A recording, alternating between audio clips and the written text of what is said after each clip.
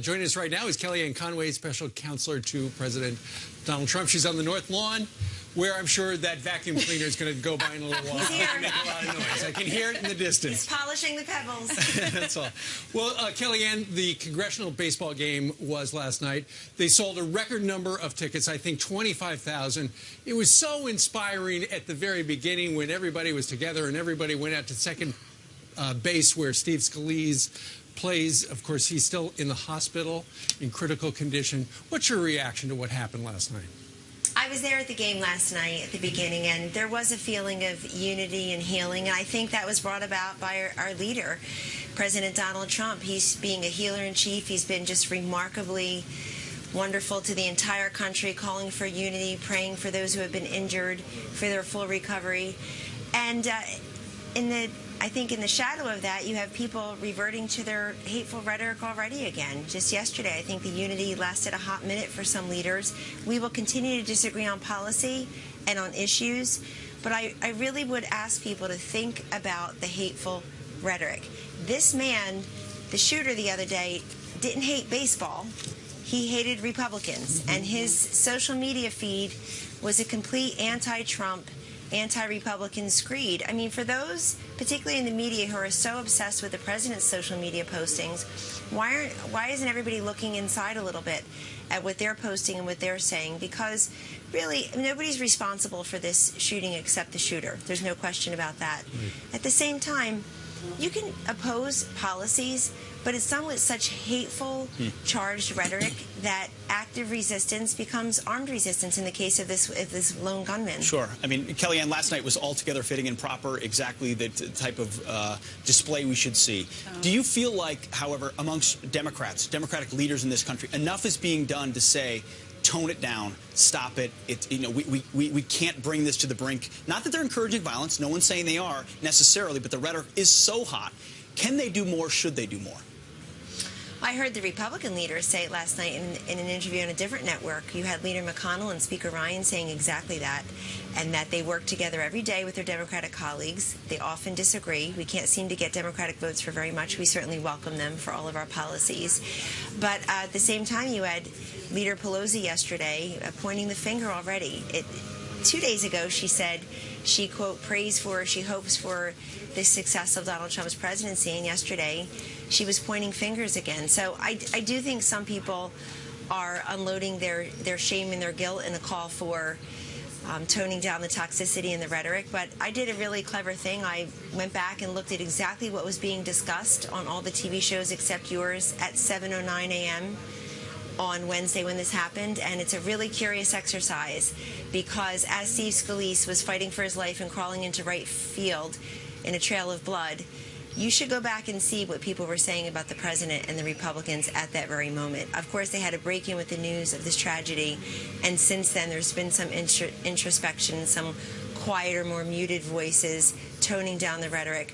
But look at Twitter. If I were shot and killed tomorrow, half of Twitter would explode in applause and excitement. This is the world we live in now, and it's terrible because it's one thing to say I disagree with you on health care repeal or on taxes or on your plan for national security, but you can't attack people personally in a way and think that tragedies like this won't happen. And by the way, look at the response from some in the public. You've got Martha McSally, Congresswoman from Arizona, Claudia Tenney, Congresswoman from New York, two women I know very well and work with closely.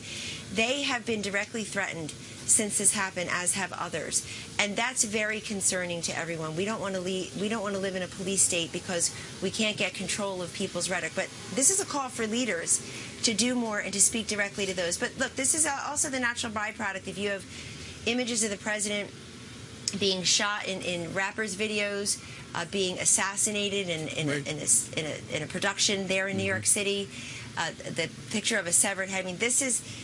All of that is a toxic stew. Again, there's nobody to blame but the shooter here. And Kellyanne, the calls for tamping down also should be there should be some introspection there. Yeah, we're going to have to watch and see how they cover things going forward. That was all before the shooting happened. It will be interesting to see how the mainstream media covers President Trump's trip to Miami today. What is he doing down in Miami today, Kellyanne? So down in Miami today, the president's doing a very exciting thing for the Cuban people. our unity is with the Cuban people, not the oppressive Cuban regime that has benefited from these changes in the Obama administration policies that helped the military, the security, and the intelligence entities there benefit from U.S.-derived funds. That has to stop, and that will stop. The president also, as he's done with every single deal that he has rescinded or questioned or taken us out of, he is welcoming the Cuban regime to be better to its people, to meet basic requirements of a free and fair society that treats its people well and gives them basic freedoms and human rights, and welcoming them to the table to get a better deal. But this, of course, to cut off that money supply is important. What happened really benefited the Cuban regime, did not benefit the Cuban people. Sure. Kellyanne, President Trump was able to do something that President Obama could not do, and that was get the North Koreans to release Otto Warmbier. Here he is, shortly after he was arrested for apparently taking a poster or something like that from his hotel. Trying to take one down, but didn't do it. Yeah, his father had a press conference yesterday wearing exactly the same jacket that his son wore in the images we just saw. And he does give the president credit for doing that, because during the Obama administration, they didn't really do much to help that family. Well, we're just so thrilled here at the White House to know that Otto is home with his family in Ohio, and we wish him all the best, a full recovery and a full life. And we're very happy that his father has gone public with his son's story to the extent that he feels comfortable without divulging family matters. And you're right, our State Department and this president worked very hard for this American's release from the oppressive North Korea.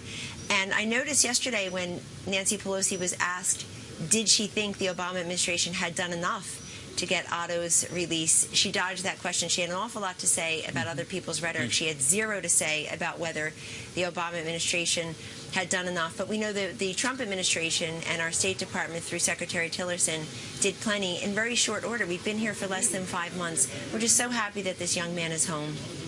Yeah, absolutely. We wish it were better circumstances, given the fact that he currently is essentially in a vegetative state. It's heartbreaking. Absolutely. Kellyanne, We'll thank you for praying. joining us. Thank you, We'll Kellyanne. pray for him, definitely. Thank you.